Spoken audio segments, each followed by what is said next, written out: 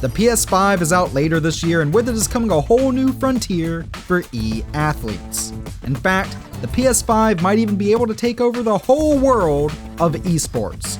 Now, organized competition has always been a part of gaming culture, but esports are just too big to ignore nowadays. A lot of titles that are widely played competitively command the same type of respect and viewership that many traditional sports do. While Microsoft is more so pushing the Xbox Series X as an upgraded home entertainment center, a true upgrade to the Xbox One line of consoles, Sony is pushing the PS5 as a true traditional game system. And with that, the PS5 is poised to dominate the next generation of console esports in big ways. Today on TheGamer, we're going over 7 different ways that the PS5 is set to take over esports. So with that, let's jump right into it.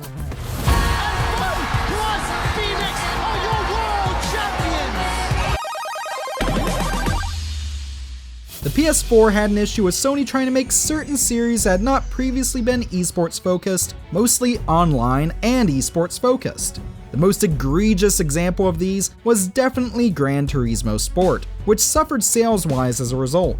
Combine this with issues with titles such as Fortnite, where Sony was reluctant to allow crossplay with other platforms, and Sony ended up making themselves look rather bad. But Sony seems to be aiming to fix their image with the PS5. They had to backpedal on their old crossplay policies after some very understandable backlash, and now they definitely seem like they want to improve how they're viewed by the general gaming public. This is thanks both to a strong launch lineup of competitive titles and Sony now having better policies towards crossplay. The likes of Fortnite and Destiny 2 will be available at launch, with crossplay already confirmed for both of them. Plus, it can only be assumed that the same will happen with titles such as Rainbow Six. In addition, along with the PS5 having confirmed backwards compatibility with the PS4, it is also confirmed that there can also be crossplay between certain PS4 and PS5 titles. Again, this will be especially great for fans of games such as Fortnite. Even if the PS5 is going to be an esports powerhouse, it is also in Sony's best interest to make their games as accessible as possible. Now all we can hope is that the next Gran Turismo game goes back to basics. Perhaps the biggest point in Sony's favor for the next generation is that the PS5 is the only traditional console on the market. That is to say, they're the only console maker targeting a traditional gaming audience. This is a path we've been going on since the last generation. The Xbox One was originally poised as more of a home entertainment center than a traditional console, and while the Series X has a similar slant, it's definitely bolstered by the likes of Game Pass. And as for Nintendo, well, they're doing their own thing and we love them for it. But the PS5 is the only next-gen console that really feels like a traditional console. It looks exactly like what folks imagined the PS3 and PS4 would look like before they are unveiled, and Sony has made it clear that souped-up traditional gaming experiences are what they're planning to focus on here. The PS5 is poised to be the de facto system for console-based esports competitors, no matter the specs.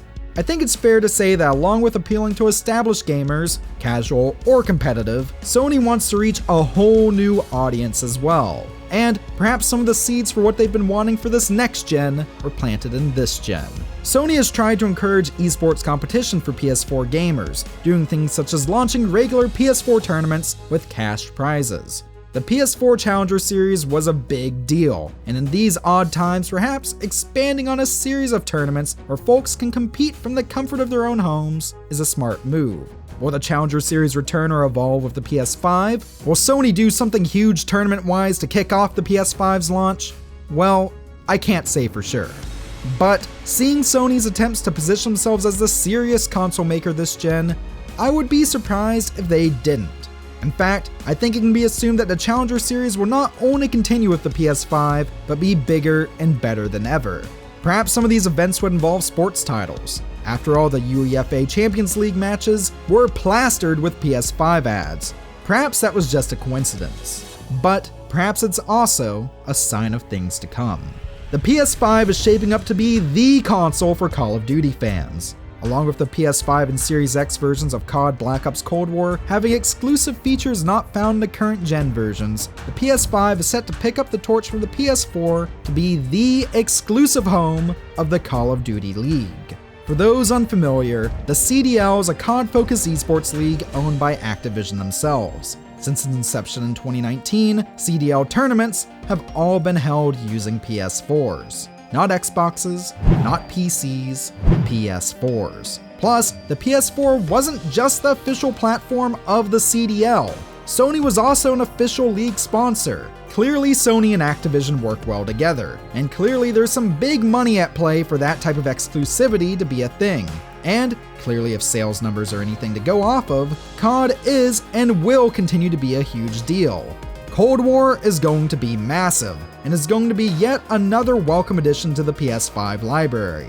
It can only be assumed that this CDL exclusivity will carry on with the PS5, meaning that for pro COD players, the PS5 will be the no questions asked, must-have system. One of the biggest esports titles of the past generation has been Overwatch. It's on all current platforms, even the Switch. Even with the disruption of the Overwatch League thanks to current events, Overwatch 2 is still set to be one of the biggest titles of the next generation.